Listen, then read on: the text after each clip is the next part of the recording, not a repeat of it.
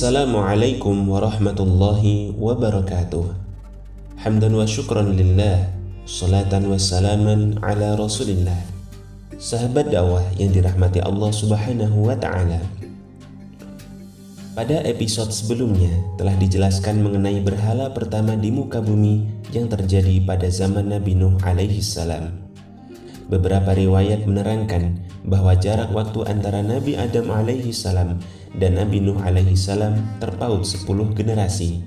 Padahal umur manusia pada waktu itu dapat mencapai ratusan bahkan ribuan tahun lamanya.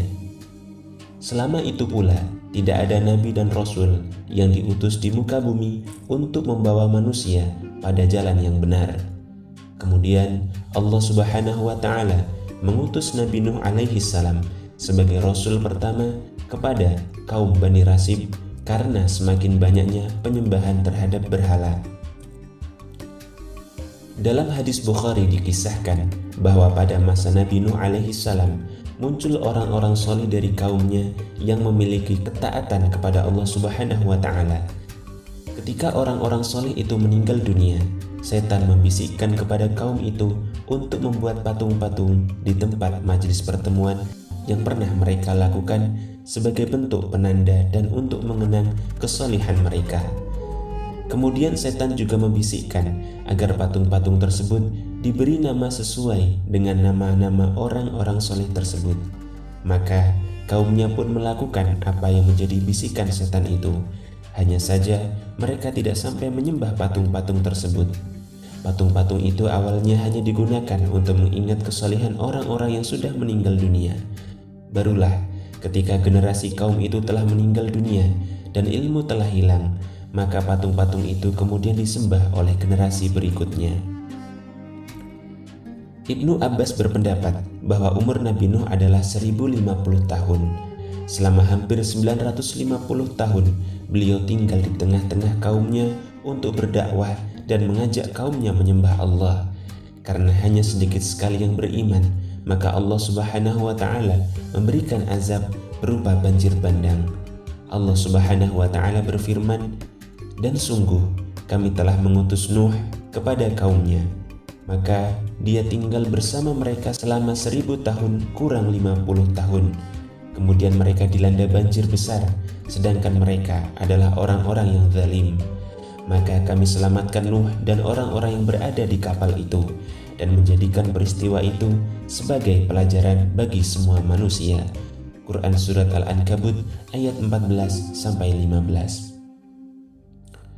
Di antara orang-orang beriman yang selamat dari peristiwa itu hanya Nabi Nuh sajalah yang Allah karuniakan keturunan. Ham, Sam, dan Yafith adalah keturunan Nuh alaihi salam yang membawa keturunan manusia selanjutnya. Sam adalah kakek moyang bangsa Arab, sedangkan Ham adalah kakek moyang orang Habsyi atau Afrika, termasuk di dalamnya India.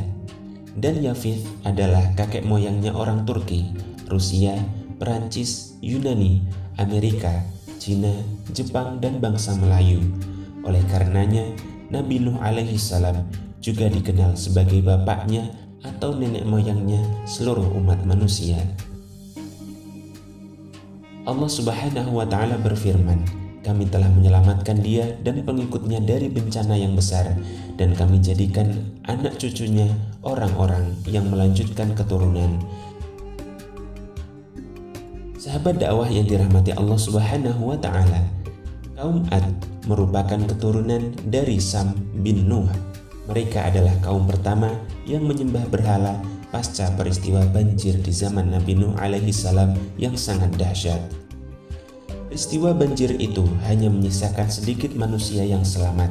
Kemudian Allah subhanahu wa ta'ala mengutus Nabi Hud alaihi salam kepada kaum Ad agar menyembah Allah subhanahu wa ta'ala semata. Akan tetapi mereka mendustakannya sebagaimana firman Allah subhanahu wa ta'ala.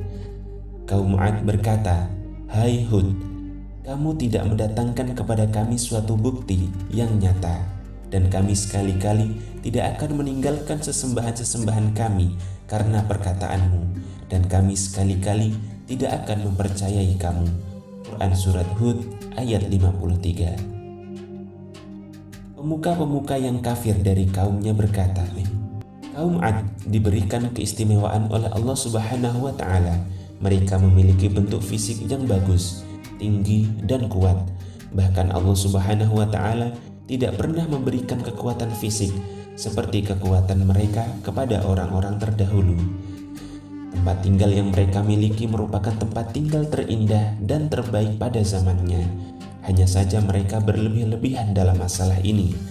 Mereka sering sekali membuat bangunan yang megah, padahal mereka tidak membutuhkannya. Mereka melakukan itu hanya untuk menunjukkan kekuatan dan kemampuan yang mereka miliki saja. Perilaku inilah yang diingkari oleh nabi mereka, sebagaimana dijelaskan dalam firman Allah Subhanahu wa Ta'ala. Apakah kamu mendirikan pada tiap-tiap tanah tinggi bangunan untuk bermain-main? Quran Surat Asy-Syu'ara ayat 128. Allah Subhanahu wa Ta'ala juga membukakan pintu-pintu rizki untuk kaum Ad dengan menganugerahkan tumbuh-tumbuhan dan mata air kepada mereka, sehingga kekayaan yang mereka miliki terus bertambah dan bertambah pula bangunan-bangunan yang mereka dirikan. Allah Subhanahu wa Ta'ala berfirman, Allah telah menganugerahkan kepadamu binatang-binatang ternak dan anak-anak serta kebun-kebun dan mata air. Quran Surat Asy-Syu'ara ayat 133 sampai 134. Akhirnya Allah sebagai zat yang maha perkasa dan maha kuasa menimpakan azab kepada kaum Ad. Azab pertama yang ditimpakan Allah kepada kaum Ad berupa kekeringan berkepanjangan sehingga membuat tanah dan ladang mereka menjadi tandus. Mereka lantas meminta untuk diturunkan hujan agar dapat mengairi tanah-tanah mereka yang tandus. Mereka melihat sesuatu yang muncul dari langit yang mereka kira itu adalah air sebagai rahmat. Akan tetapi ternyata itu adalah azab yang kedua yang datang dalam bentuk badai angin yang sangat dingin dan bersuara keras. Azab ini disertai dengan petir yang menyambar-nyambar dan berlangsung selama 7 hingga 8 hari berturut-turut tanpa henti, sehingga menyebabkan kaum Ad semuanya mati bergelimpangan. Allah Subhanahu wa Ta'ala berfirman, Allah menimpakan angin itu kepada mereka selama 7 malam 8 hari terus menerus. Maka kamu melihat kaum Ad pada waktu itu mati bergelimpangan seperti batang-batang pohon kurma yang telah kosong atau lapuk. Quran Surat Al-Haqqah ayat 7. Allah memberikan perumpamaan dengan batang pohon kurma yang tidak berkepala. Saking dahsyatnya azab itu, hingga badai yang bertiup menuju salah seorang dari mereka mampu membawanya terbang dan menjadikan kepalanya tertunduk hingga akhirnya pecah berantakan sampai ia tidak berkepala lagi.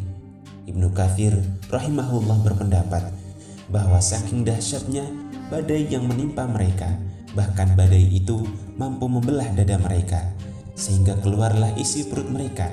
Ketika mereka dijatuhkan dari pusaran badai itu, bagian tubuh yang pertama kali sampai ke tanah adalah kepala mereka, sehingga membuat kepala mereka terpecah belah. Oleh karena itu, Allah mengumpamakan kondisi jasad mereka seperti batang pohon kurma yang telah kosong. Maka setelah itu, kaum Ad akhirnya binasa. Tidak ada yang tersisa pasca bencana besar ini selain Nabi Hud dan orang-orang beriman yang berlindung di sebuah lembah. Setelah kaum Ad binasa, Nabi Hud dan orang-orang yang beriman yang mengikutinya berhijrah ke Hadramaut untuk memulai kehidupan yang baru. Demikianlah kisah yang terjadi di antara kaum Ad yang mendapatkan azab dari Allah Subhanahu wa Ta'ala. Sahabat dakwah yang dirahmati Allah Subhanahu wa Ta'ala, itulah kisah kaum Ad yang mendapatkan azab dari Allah atas perbuatan mereka dalam berbuat syirik dan lalai terhadap nikmat Allah. Semoga kita semua dapat mengambil pelajaran dari kisah-kisah umat terdahulu. Semoga video ini bermanfaat. Wassalamualaikum warahmatullahi wabarakatuh.